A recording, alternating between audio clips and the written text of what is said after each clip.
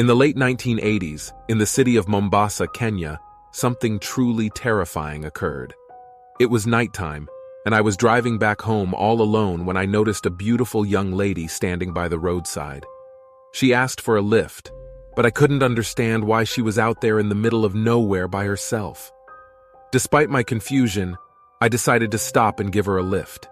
She said she needed to go home and that she couldn't find anyone late at this time, so I agreed to take her back to her place. As we drove, I realized we were heading to an unfamiliar and isolated area. It was a deserted road with nothing but darkness and emptiness all around. We drove for about 45 minutes to an hour away from the city.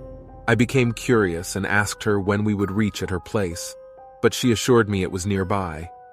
We had a long talk while driving, and she seemed fairly like a normal person.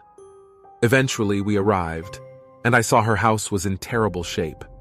It looked old and abandoned, with nothing nearby, just trees and overgrown grass. I asked her, "Do you live here?"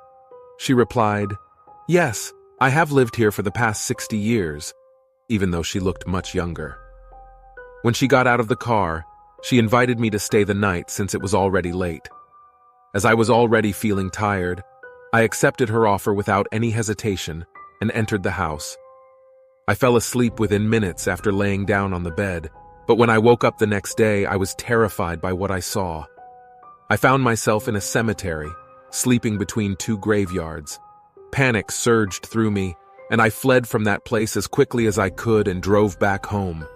It took me a month to return to my normal life after this incident, though the experience still haunts me to this day, and I've never stayed out late at night since then.